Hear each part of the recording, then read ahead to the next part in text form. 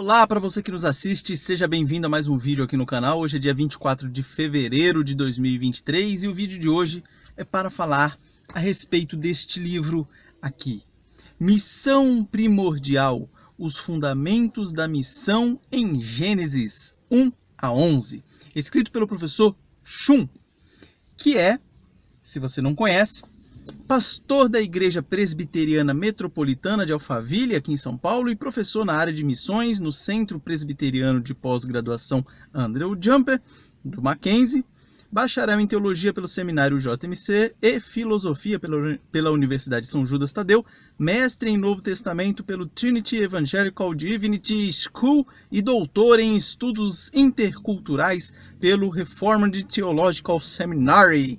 Este é o professor Shum, autor deste livro aqui. Este livro, ele é pequeno, 134 páginas. E eu confesso que quando eu pego o livro pequeno assim para ler, eu já vou ler ele assim meio com o pé atrás, porque dá a impressão que ele vai tratar desses assuntos, qualquer assunto que ele se propor, de maneira meio superficial.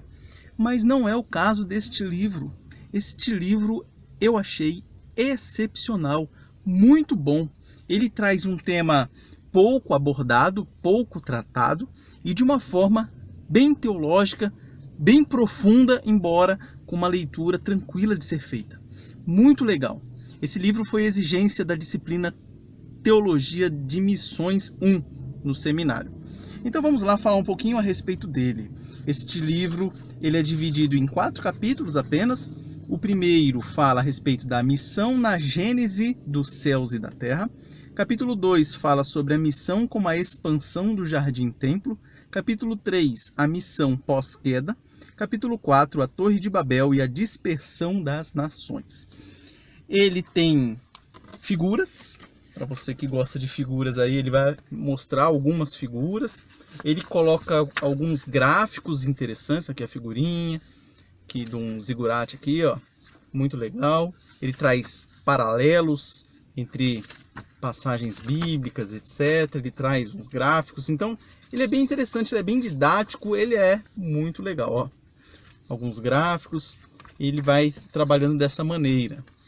E a ideia principal dele é justamente tratar de missões.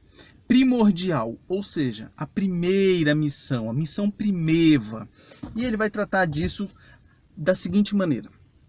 Ele vai dizer, o autor, que geralmente ao falar de missões, as pessoas começam a falar a partir do capítulo 12 de Gênesis, que é o chamado de Abraão.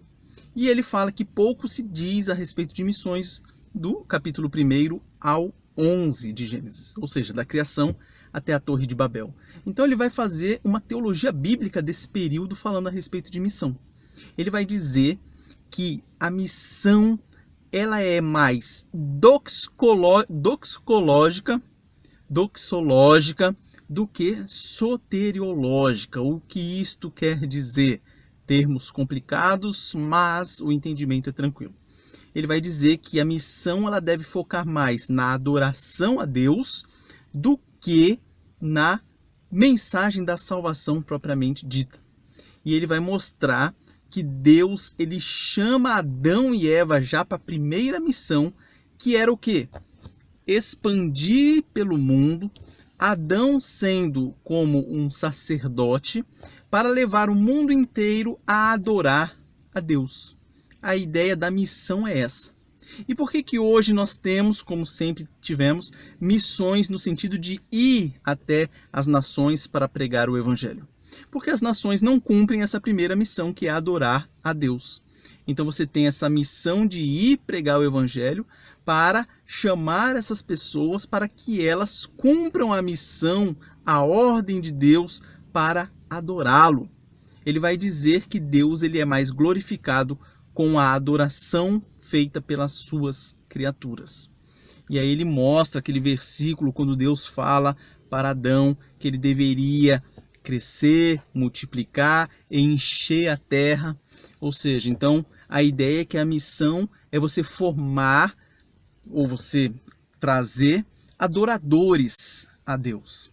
Então, por isso, essa mudança da soteriologia, ou seja, da mensagem da salvação, para doxologia, que é a mensagem da adoração a Deus. Então, ele trata no livro desse restabelecimento, desse primeiro pilar da missão, como sendo primordialmente vinculada ou voltada à adoração.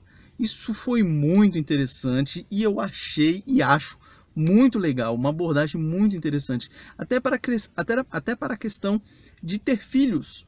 Lembrem aí da ordem para que Adão e Eva procriassem, tivessem filhos, etc. É até coisa para a gente pensar hoje. Por que eu quero ter filhos? Ou por que eu quero ter muitos filhos?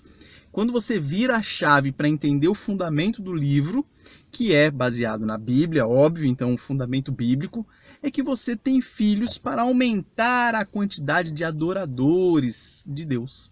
E é interessante aquela passagem que diz que o homem deve se juntar à sua mulher e sair de casa, ou seja, expandir e avançar, espalhar a terra, encher a terra de adoradores de Deus. É muito interessante. Então o livro ele vai tratar sobre isso. Voltei, pessoal, tive que deixar para gravar o resto do vídeo depois que eu cheguei aqui no seminário. Para você que não conhece, estou aqui no seminário, JMC, que beleza. Porque o espaço do meu celular acabou na hora que eu estava gravando no carro antes de vir. Então vamos lá terminar de falar a respeito do livro Missão Primordial, que está aqui na minha mão. Praticamente tudo isso que eu falei está em torno do livro inteiro, mas principalmente no capítulo 1, é onde ele fala disso. Depois, no capítulo 2, ele vai falar a respeito do Jardim do Éden como um templo. E por isso que o nome do capítulo é Missão como a expansão do Jardim-Templo. Então ele vai fazer alguns paralelos entre o Jardim do Éden, a Arca de Noé, a Arca da Aliança e mais um monte de paralelos interessantes mostrando essa questão de templo. Muito legal de você observar por esta ótica também. Ou seja, templo, local de adoração, local da presença de Deus conosco, etc. Muito legal o modo como ele aborda isso aqui. No capítulo 3, ele fala da missão pós-queda. O que aconteceu depois da queda? Porque a gente tem a impressão de que missões só são feitas ou só eram para ser feitas por causa da queda, ou seja, depois da queda. E ele mostra que não, como eu já falei aqui anteriormente, a missão já começa lá na criação. Na criação nós já temos a missão de adoração para com o nosso Deus. Então como é que fica essa situação da missão pós-queda? É isso que ele vai tratar aqui no capítulo 3. E por fim, no capítulo 4, ele fala a respeito da Torre de Babel e das suas consequências. Ele vai ser bem, como é que eu diria? Incomodar você, talvez como incomodou a mim, pois nós sempre tivemos uma determinada opinião a respeito da Torre de Babel e aqui ele vai fazer ou vai falar um posicionamento contrário. É bom eu não falar muito para você não perder a vontade de ler o livro, para que você continue curioso e adquira o livro para se atentar com relação a esse detalhe aí. E aí, senhores? Beleza, beleza? E aí? É porque acabou o espaço do celular na hora que eu estava vindo e eu deixei para terminar aqui. Falou. Então, e ele vai falar a respeito dessa questão da Torre de Babel, porque a gente cresceu, pelo menos eu, tendo a ideia de que Deus, naquele momento, ele confundiu as línguas, os idiomas, e criou os diversos idiomas que nós temos no nosso mundo. E o autor vai falar que não foi assim. Ele vai falar que línguas diferentes já haviam antes. Tanto é que no capítulo 10 fala a respeito das 70 etnias. Então ele vai trazer uma abordagem um pouco diferente desta, mas eu vou te deixar curioso para você adquirir o livro e ver se você concorda com o autor com relação a isso ou não. Só digo uma coisa, tem fundamento o que ele falou, mas é algo que vai te desconcertar, beleza? Então é isso, é o que eu tinha para falar do livro. Recomendo demais, muito boa leitura, como eu já falei no início, muito legal, o livro fenomenal, tá aqui ele na minha mão. Este livro que eu estou na minha mão, eu vou deixar, não este, né? O livro. Eu vou colocar o link dele aí na descrição, caso você queira adquirir, adquira-o e faça essa leitura que vai ser bem proveitosa para você. Qualquer dúvida que porventura surja, por gentileza mande aí nos comentários. E é isso, um forte abraço e até a próxima.